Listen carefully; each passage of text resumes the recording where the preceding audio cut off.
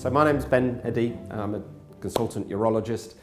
I was very interested at school in the sciences, in maths and sciences. I did sciences at A-level. I came from a medical background, and so we had sort of medicine in the house and in the family. And it seemed a logical step to do. It was something I always had an interest in. I found interest just watching TV programs related to it.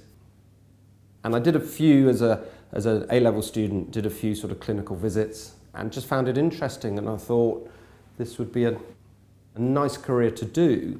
However, I've got to say at 18 you really have no idea about what you're going to end up doing long term.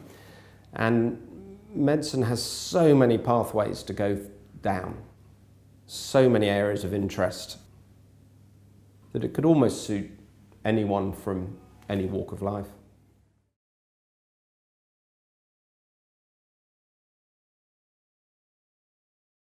So my interest in urology really started at medical school.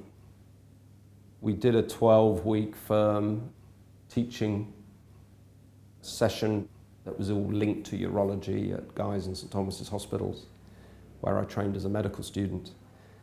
Subsequently, as a junior doctor, I did a 6-month job in urology because of that original interest, and I just found that the people that I was working with, the urologists that I was working with, were a little bit more relaxed. It was a slightly nicer environment to work in. And then as I went through my training, I realised that I wanted to become a cancer surgeon, and urology deals with 5 cancers, probably more cancers than any other specialty. So we deal with kidney, bladder, prostate cancer, but also testicular and penile cancer, which are slightly rarer cancers. And I was able to then develop a specialist interest in particularly prostate cancer surgery. And then as my training went on, we then developed robotic surgery, the whole new wave of doing operations. And that interest led to my fellowship to go out to Australia to learn robotic surgery for prostate cancer, which we then brought back to the UK, and we set up our service here in East Kent.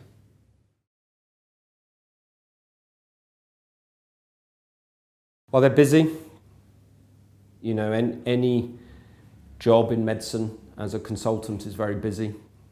We all get into work at about 7:45, some days earlier, some days a little bit later, but about that time. My days really are either operating or in outpatients in clinics seeing the patients either before or after their operations. On a surgical day, on an operative day, we'll be meeting the patients on the ward, seeing them and consenting them for their operations. We will have already explained at great length the details of the surgery, all the risks, the complications. We wouldn't have brought them in for the day of their operation until they've understood that and accepted all that. We go over that again on the morning and get them to sign their consent form. They'll also be seen by our anaesthetist.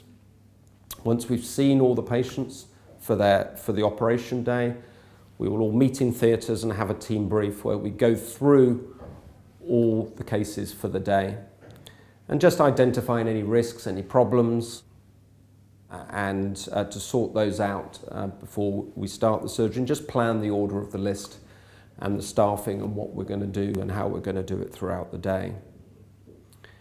Operations and surgery can be sometimes a little bit unpredictable. Sometimes things go quicker, sometimes they go slower. That doesn't mean it's good or bad, it's just the way things work. And we will continue operating usually through till 5-6 o'clock, somewhere around that time.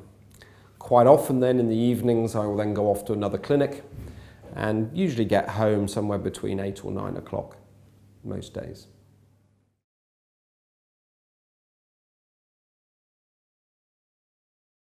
I think the people I'm working with and the patients that we are treating, I think that there is still a huge satisfaction of taking a patient through a journey that they may have been diagnosed with a prostate or a kidney cancer, which is hugely stressful and creates a lot of anxiety for them and their families.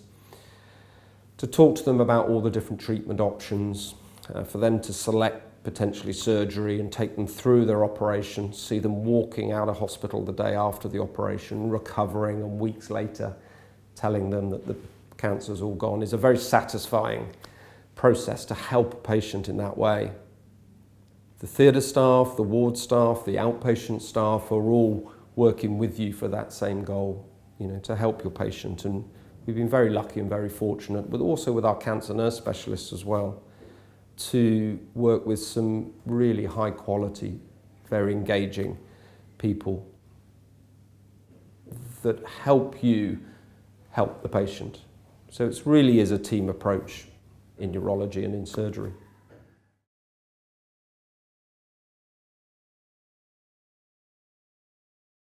I have 3 teenage children. We play a lot of sport in the family. The boys, rugby, football. So a lot of time watching them, a lot of time watching club rugby. We're a supporter of Bath Rugby Club, and we'll try and watch them live whenever we can, but there's a bit of a distance to get to them. International sport whenever we can go and see it.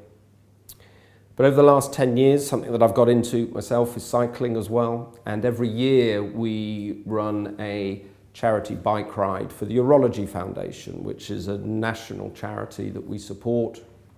And we've raised now over £300,000 for the Urology Foundation for all the people that have come along on those bike rides. So cycling is something that we will do. We have a beautiful area in Kent here to get out and cycle. So that's something that I really enjoy. Sailing as well. We'll try and do a lot of sailing whenever we can, and certainly in the winter skiing whenever I can. So live sport, live music.